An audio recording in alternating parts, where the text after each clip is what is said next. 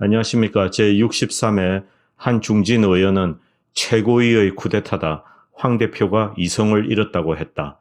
맞습니다. 쿠데타를 해야 합니다. 그리고 이성을 잃어야 합니다. 황, 초재선 전면 배치, 김세연 결국 바꿨다. 어저께 결국 김세연을 쫓아냈습니다. 한국당 신임 당직자의 인선이 발표되었는데 누가 왔는지는 저는 솔직히 관심이 없습니다. 중요한 것은 김세연을 쫓아냈다는 것입니다. 초재선 의원들을 전면 배치한 신임 당직 인선을 발표했는데요. 세대 교체를 통한 친정체제 구축 의도가 담겼다. 이런 식으로 해석하고 있습니다. 일단은 이제 여의도 연구원장직을 유지하던 김세원 의원을 축출했습니다. 황교안 총선까지 뛰려던 나경원을 밀어냈다. 가장 중요한 뉴스이기도 합니다. 12일 임기가 끝나는 나 원내대표가 의총 때 이제 재신임 여부를 묻겠다. 즉 한 번 더 계속 해먹겠다 이 말이죠. 원내대표를. 그런데 황 최고위원으로서 이제 임기 연장 안 된다. 나경원 최고의 결정 사항이 아니야. 반발하고 있습니다. 물론 이제 원내대표는 의원들이 모여서 하는 거죠. 의원총회를 통해서요. 일단 기사 내용을 보겠습니다. 자유한국당 황교안 대표는 3일 오후 청와대 앞 투쟁 천막에서 비공개 최고회의를 열어서 이제 나경원 원내대표의 임기를 연장하지 않기로 결정했습니다. 나 원내대표는 이날 오전 자신의 재신임 여부를 묻는 투표를 하겠다고 이제 공개적으로 밝혔는데요. 내년 4월 총선까지 임기를 이어가겠다는 의지를 보였습니다. 그러나 황교안 대표는 이제 이날 최고위 직후 기자들과 만나서 원칙대로 임기가 끝났고 또 경선하겠다는 사람들이 있다. 그리고 이제 나 원내대표 임기 연장은 불가능하다. 이렇게 결정을 내렸습니다. 이날 최고위는 갑자기 소집되었다고 합니다. 당내에서는 이날 오전까지만 해도 이제 원내대표 임기 연장 문제는 의원총회에서 논의한다는 분위기가 강했고요. 나 원내대표도 오전 의원총회에서 제 임기는 오늘 10일까지인데 경선 의지를 표시하는 의원들이 계시기 때문에 내일 의원총회를 열고 저희 재신임 여부를 묻겠다고 했습니다. 그런데 이날 오전 여러 명의 의원들이 이제 출마 선언을 했습니다. 유기준, 강석호, 심재철 의원 등이 이제 출마 선언을 했는데요. 이런 가운데 이제 황교안 대표가 4시에 최고위를 소집해가지고 2시간 회의 끝에 임기 연장을 하지 않겠다고 결정을 내렸습니다. 일단 이제 당대표로서요. 일각에서는 황 대표와 나 원내대표의 이제 어떤 개인적인 의사소통에 문제가 있었다. 이런 지적을 하기도 합니다. 황교안 대표가 나 원내대표에게 이런저런 불만이 있었다. 이런 불화설 같은 사소한 이야기를 하고 있는데요. 어쨌든 황교안 대표가 이런 결정을 내렸기 때문에 이를 뒤집는 것은 좀 쉽지 않아 보입니다. 나 원내대표도 이제 최고위 결정에 반발했습니다. 원내대표 재신임 여부는 최고위 결정 사항이 아니라는 입장을 주변에 밝혔습니다. 김세연 의원은 이제 당 지배구조의 근간을 허무는 결정이다. 또 한중진 의원은 최고위의 쿠데타다. 황교안 대표가 이성을 잃었다고 했습니다. 맞습니다. 쿠데타를 해야 되고 이성을 잃어야 됩니다. 황 대표의 이런 인사에 대해서 당내 비판은 많습니다. 측근 중심의 인사라고 하기도 하고요. 홍준표 전 대표는 쇄신이 아니라 이제 쇄악이다. 그는 김세연 여의도 연구원장을 쳐내고 친박 친정 체제를 구축했다. 이러다가 당이 망하겠다. 이렇게 불평을 하고 있습니다. 이 사태의 여파는 오늘까지 이어졌습니다. 나경원은 최고위원 중진위원회의에 불참했고요. 김세연이나 정진석은 황교안 대표에게 엄청난 비난을 퍼붓고 있습니다. 김세연은 황에 쏘갔다. 정진석 의원 혼자 정치하냐. 나경원 불시민의 비박계가 반발하고 있습니다. 삼선의 이제 한국당 김세연 의원은 이날 오전 MBC 라디오 이제 김종배의 시선 집중에 출연해서 원내대표 경선 공고를 당대표가 한다는 규정을 가지고 권한을 과대 해석했다. 당이 말기 증세를 보이는 것이 아닌가. 이런 비판을 했습니다. 내년 총선 불출마를 선언하면서 황 대표의 동반 불출마를 요구했던 김세연 의원은 지난 2일 황 대표가 실시한 주요 당직자 인사에 관련해서도 모든 임명직 당직자가 사퇴하는데 진정성까지 의심하고 싶지는 않았었다. 세상 살면서 알고도 속고 모르고도 속고 하는 것이다. 김 의원은 지난 2일 당직자 35명이 일괄 사퇴할 때 여의도 연구원장 사퇴서를 제출했는데 황 대표는 사표를 수리하고 이제 성동규 중앙대 교수를 여원원장에 내정했습니다. 그런데 이후 일괄 사퇴를 표시한 당직자 중 상당수가 유임이 되고 결국 친황 체제가 공고히 되었다. 이런 평가를 하고 있습니다. 사선의 정진석 의원은 정치를 혼자 하냐, 정치 몇십 년 하는 사람들은 뭐냐, 정치 20년 한 사람인데 이런 경우는 처음 본다. 정치 20년을 한 새끼가 나라를 이따위 꼴로 만들었냐고 한마디 하고 싶습니다만. 그리고 삼선의 홍일표 의원은 이제 나 원내대표의 임기 연장 불허 결정에 반대하는 내용의 문자 메시지를 보냈습니다. 홍 의원은 원내대표 선출과 임기 연장 여부를 결정할 수 있는 권한은 오로지 의원총회에게만 있다. 의원총회가 열리지 않는 상태에서 최고위가 나서서 임기 연장을 불허한다며 신임 원내대표 선거 공고를 하는 것은 권한에 없는 일을 한 것이다 라고 이제 비판했습니다. 일부 의원들은 이제 나 원내대표에게 최고위 임기 연장 불허 결정에 가만히 있어서는 안 된다, 강한 대응을 주문하기도 했는데요. 다만 나경원 원내대표는 이날 오전 열릴 의원총회에 올리려던 이제 원내대표 임기 연장안을 올리지 않았습니다. 나 원내대표가 재신임을 묻는 절차를 강행하려면 황 대표와 전면전을 각오해야 하는데 쉽지 않은 일이다. 황 대표가 최고의 결정을 통해서 나 원내대표의 임기 연장을 바라지 않기 때문에 의총에서 자신의 임기 연장 안건을 올리더라도 승산이 낮다고 봤을 가능성이 큽니다. 자, 본론으로 들어가겠습니다. 이 삶의 무서운 진실 중에 하나는 세상이 나의 의지와 분리되어 움직인다는 것입니다. 유한성은, 우리 모두 이제 유한자입니다. 날카롭게 개인과 세상을 분리하는데 내가 온갖 종류의 계획과 추정, 예상을 한다 해도 현실은 늘 새롭고 기묘하게 나의 예측을 배반합니다. 제가 어떤 주식을 사면 그 주식은 반드시 내리고 세차를 하면 비가 온다는 머피의 법칙 등이 대표적인 예입니다. 그런데 이 주식의 경우는 특정 주식을 사게 만드는 심리적인 이유가 있습니다. 그 이유가 제가 눈에 보이는 것에 기만당했을 경우입니다. 예측할 수 없는 어떤 경제적인 현실이 그렇게 만들기도 하지만 이 시장 조성자들, 마켓 메이커가 대중이 그렇게 보도록 시장을 조작하는 요인도 무시할 수 없습니다. 사실은 상당합니다. 실제로 눈앞에 보이는 것이 일이 흘러가기 때문에 제가 그 주식을 사게 되었습니다. 유혹되었어요. 그러나 현실은 반대로 가는 것이죠. 모든 이는 싸우기 전에 이제 계획을 가지고 있다. 그러나 얻어맞고 나면 이제 현실을 깨닫는다. 이런 이야기를 타이슨이 했습니다.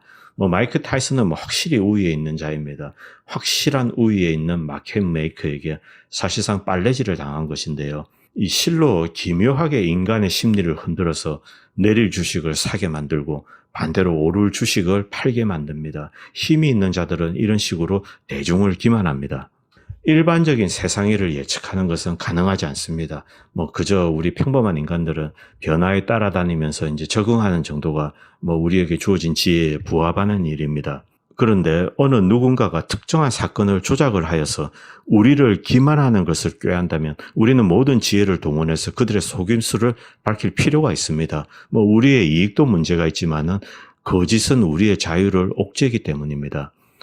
감히 사건을 조작하려는 시도를 꾀하는 자들은 이 목적에 있어서는 어리석을 수가 있지만은 수단이나 전술에 있어서는 힘과 머리를 가진 자들일 겁니다. 그들의 속임수에 속지 않기 위해서는 그들의 어떤 속임수, 플롯을 깨는 것과 또 이런 짓을 꾀하는 이유도 동시에 밝혀야 하기 때문에 이중의 수고가 요구가 됩니다. 지금은 거대한 심리전이 진행되고 있습니다. 사탄파들은 탄핵의 진실을 밝히려는 사람들에게 일관된 메시지를 던지고 있습니다. 우리의 힘과 능력은 확고하다. 모래알처럼 흩어진 대중들이 목소리를 내봐야 우리가 보유한 대중매체의 컬럼 하나면 잠재울 수 있다. 우리가 가진 방법은 다양하다. 본질적으로 대중은 겁에 질린 개돼지에 지나지 않는다. 적절한 공포심만 조성해주면 대중은 우리의 말을 들을 수밖에 없다. 너희는 어차피 개돼지가 아닌가. 실제로 조중동과 사탄파들의 입장은 확고부동하며 대중의 비판에 눈 하나 깜짝하고 있지 않습니다. 조중동은 끊임없이 탄핵을 파묻으라는 메시지를 정치인과 대중에 던지고 있고 또 문재인 정권에 대한 공포를 이용해서 대중을 굴복시키려 나서고 있습니다. 이러한 메시지에는 사실 어떤 내용도 없고 근거도 없으며 실리적인 이유조차 존재하지 않습니다. 일방적인 메시지와 함께 우리 말을 따르지 않는다면 김정은의 노예가 될 것이다. 이런 공포감을 대중들에게 일방적으로 주입을 하고 있습니다. 그런데 돌이켜보면 이들 조중동이 언제 근거와 이유를 제시했던 적이 있었던가? 저는 기억나지 않습니다. 네이밍 작업은 좌빨의 전유물이 아닙니다. 프레임을 통해서 정적을 해치는 작업은 사실 가장 먼저 했던 자들은 조중동입니다. 이것은 원래부터 정치적인 주도권을 지려는 언론이 싸우는 방식입니다. 자, 박근혜 대통령이 당정 분리의 원칙과 권한 유착을 거부하는 정치를 했습니다. 그러니까 언론은 십상시 황관정치라는 네이밍을 통해서 공격을 했고, 또 박근혜 대통령의 이런 원칙을 고수하고 유지하는 우병우 수석에 대해서 어느 날 갑자기 우 수석은 대한민국의 적이다, 이런 프레임을 짜서 공격하기 시작했습니다. 이런 것은 긴 역사에서 몇 가지 예에 불과합니다. 이런 프레임 공격의 정체만 제대로 밝히면 대중은 충분히 방어할 수 있습니다. 지금 조중동이 들이미는 프레임은 무엇입니까? 시대 역행적, 과거 집착 세력, 혹은 정도는 미미하지만 친박 프레임 정도입니다. 탄핵에 집착하는 사람들은 시대착오적이며 지능이 낮고 교육 수준이 낮은 영남 노년층이라는 이 모멸적인 프레임을 암시하고 있습니다. 그래서 개혁적 보수, 청년 중심이란 단어를 동원해서 자신들의 공경을 벗어나려고 하고 있습니다. 사실 웬만한 사람들은 이 프레임 속에 버티지 못합니다. 특히 학벌을 중시하는 한국 사회에서 지능이 낮고 학력이 떨어지는 그룹이 박 대통령의 광신도를 이루고 있다, 이런 말을 들으면 좀 배웠다는 사람들은 자유스럽게 변호하지 못하고 있습니다. 움츠러드는 사람도 절비하게 봐왔습니다. 유승민이나 안철수의 개혁적 보수를 언급해야 지적으로 보입니까? 사실 대다수의 국민들은 쏟고 계십니다. 사실 박근혜 대통령은 대통령으로서 많은 업적을 이루신 분입니다. 많은 지식인들이 그것을 인정을 하지 않고 공개적으로 이야기를 안 하고 있습니다. 왜? 이런 프레임이 두려워서 그렇습니다. 촌스러운 사람으로 비칠까봐 창피해서 말하지 못하고 있는 것입니다. 그런데 진실은 이 조중동의 패가 바닥이 나고 있습니다. 탄핵에 찬성한 사탄파 의원들만 공경에 처한 것이 아닙니다. 거짓 마녀 사냥을 진두지휘했던 조중동 역시 탄핵의 원죄에 대한 공포에 떨고 있습니다. 저들은 허세를 부리고 있습니다. 단지 탄핵만이 두려움의 대상은 아닙니다. 개인들 간의 의사소통 채널, 이 소셜미디어를 통한 진실의 유통망이 이 조중동의 프레임 전쟁을 쉽게 무력화시키고 있습니다. 대중은 더욱더 매스미디어에 냉소적으로 되어가고 있습니다. 공영방송의 경우 상당수의 깨어난 국민들은 비판조차 하지 않고 있습니다. 저는 주변에서 KBS, MBC 욕하는 사람을 별로 본 적이 없습니다. 왜? 보는 사람이 없습니다. 아예. 엄청난 돈을 거짓 선전 선동에 쏟아붓고 있지만 상당수의 각성한 국민들은 아예 상대조차 하지 않고 있습니다. 자, 다시 현실 정치로 돌아오겠습니다. 과연 황교안 대표가 자유한국당을 갈아치울 수 있을까? 갈아엎을 의지라도 가지고 있을까? 혹시 숨겨진 꼼수가 있지 않을까? 처음엔 고분고분하다가 마지막에 판을 뒤집을까? 진실은 저도 모릅니다. 정확히는 알 필요도 없고 알고 싶지도 않습니다. 중요한 것은 그가 그렇게 해야 한다는 점입니다. 우리에게 대안이 많지 않고 대안을 만들 만한 시간도 없습니다. 한 가지 긍정적인 점은 대안을 고민해야 할 정도로 문재인 정권의 몰락이 빨리 다가오고 있다는 것입니다. 저는 누가 어떤 사람인가에는 관심이 없습니다. 누가 무엇을 해야 하는가, 그리고 그가 그것을 할 것인가, 그것에 저는 관심을 가지고 있습니다. 지금 절실한 것은 문재인 세력을 의회에서 퇴출하고 탄참파가 자유한국당을 이용해서 의회 권력의 대주주로 올라서서 탄핵의 진실을 파묻고 역사를 후퇴시키려는 시도를 막는 것입니다. 그 전제로 탄참파를 자유한국당에서 축출하거나 소수파로 몰락시키는 것입니다. 이 두 가지의 승리를 동시에 지기 위해서는 자유한국당 내부에서 쿠데타가 일어나서 김무성이 장악한 당권파를 축출하고 새로운 세력이 당권을 장악해야 합니다. 이를 위해서는 사기, 권모술수, 뒤통수, 배신 등 온갖 수단 방법을 가려서는 안 됩니다. 황교안 대표가 이 일을 할 수 있을까? 저는 그가 이 일을 해야 한다는 것만 알고 있습니다. 어제 제가 페이스북에 썼던 글로 마무리를 하고 싶습니다. 대한민국은 갈림길에 들어섰습니다. 물론 가장 쉽고 간편하며 잡음이 없는 길이 있습니다. 그것은 유주얼로 돌아가는 것입니다. 일상입니다. 수십 년 동안 했던 대로 하면 됩니다. 모든 것을 덮고 침묵하고 모든 것을 덮고 침묵하면 일상의 평화는 금세 찾아옵니다. 솔직히 10만 명이 죽어도 몇 년만 지나면 고요가 뒤덮이고 죽음은 도락물에 다 씻겨 내려갑니다. 역사가 원래 그런 것입니다. 그런데 역사에는 이 퀀텀 점프를 하는 순간들이 있습니다. 시기도 중요하고 럭, 운도 중요하고, 그리고 의지가 조합되면 한민족의 운명을 가르게 됩니다. 일본군이 여순을 공격하여서 러시아를 퇴출하고 동아시아의 지배자로 떠오른 사건, 또 아메리카 이주민들이 영국과 맞서 싸워서 독립을 감행한 사건 등이 대표적인 예입니다. 지금 한국은 구한말 6.25의 버금가는 갈림길에 직면했습니다. 그리고 솔직히 결말은 빤히 보입니다. 그러나 우리가 하기에 따라서 새로운 차원의 퀀텀 점프가 가능한 시기이기도 합니다. 우리가 쉬운 길을 선택하면 1990년대로 돌아가게 됩니다. 정치, 사회, 의식구조, 민도 모든 것이 20, 30년 정도로 후퇴하게 됩니다. same old죠. 똑같은 과거입니다. 조중동의 뱀 같은 혓바닥에 4,500만 국민이 놀아나는 것입니다. 그런데 어려운 길을 선택하면 20, 30년을 앞설 수가 있습니다. 그런 기묘한 시험대에 들어섰습니다. 사실은 탄핵은 축복일 수 있습니다. 탄핵의 진실을 바로잡는다면 정치적으로 책임 있는 자들을 정계에서 몰아내고 허위의식에 가득 찬 언론인들을 밀어낸다면 그것이 가능하게 되는 것입니다. 아마도 찬탄파들보다 제가 더 위선적인 의도를 가지고 있는지 모릅니다. 대한민국의 지리멸렬과 부패의 중심에 서 있던 자들의 상당수가 사탄파라는 굴레에 빠졌기 때문입니다. 사회개혁에 이보다 더 짜릿한 기회는 없습니다.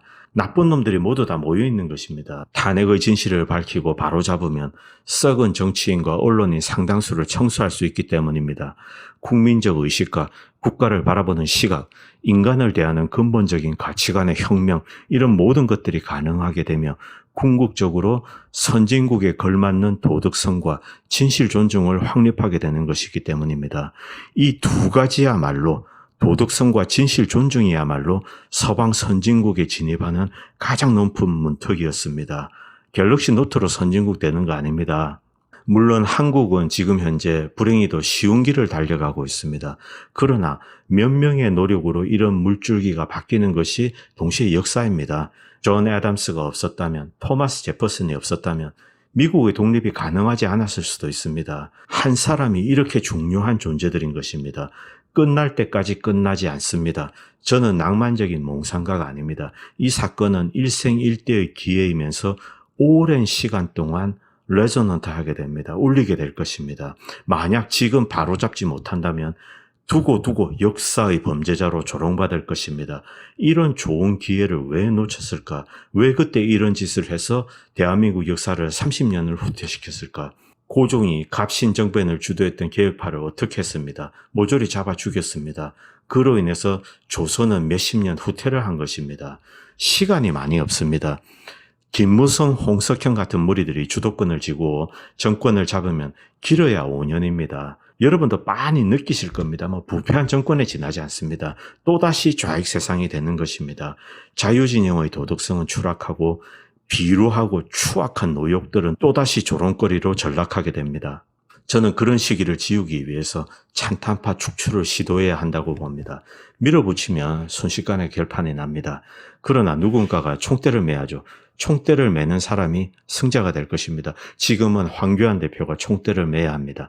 아무도 나서지 않는다면 나라는 과거로 흘러가고 몇 년 뒤 좌빨과 지긋지긋한 싸움을 또 해야 할 것입니다.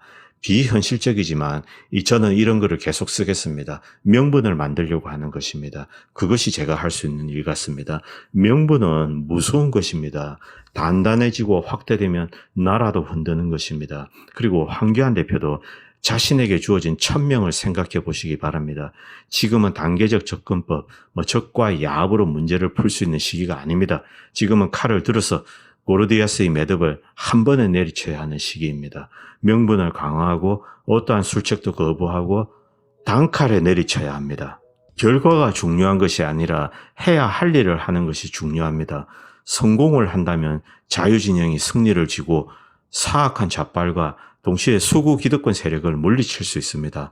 만약 실패하면 당연히 황교안 대표는 쫓겨날 것입니다. 그러나 명분에 감화된 엄청난 세력이 모여들 것입니다. 오히려 더 나은 운동장이 준비될 수 있습니다. 처음부터 명분에 집착했더라면 사실 단식도 필요 없었습니다. 올바른 명분을 전국 방방곡곡에 떠들고 다녔다면 자학적이고 정근대적인 단식이라는 수단은 필요 없습니다. 미국 정치인들 단식 안 합니다. 그런데 그들은 뭐 합니까? 곳곳에 돌아다니면서 타운홀 미팅을 합니다. 그리고 연설을 합니다. 모든 곳에 돌아다니면서 똑같은 메시지를 전달하고 있습니다. 그것이 정치인이 해야 될 일입니다. 그렇게 했더라면 의심의 눈초리를 거두지 않는 국민들도 당연히 줄어들었겠죠. 그리고 조중동의 핵심 데스크와 탄찬 정치인들은 더 이상 허세를 부리면서 무모한 싸움을 벌이는 것은 국가와 자신들에게 결코 유리하지 않다는 것을 깨닫고 진심 어린 회개와 자발적인 퇴진을 하기를 바랍니다. 정치계 못지 않습니다. 조중동 데스크 역시 혁신적인 인적 쇄신이 필요한 곳입니다.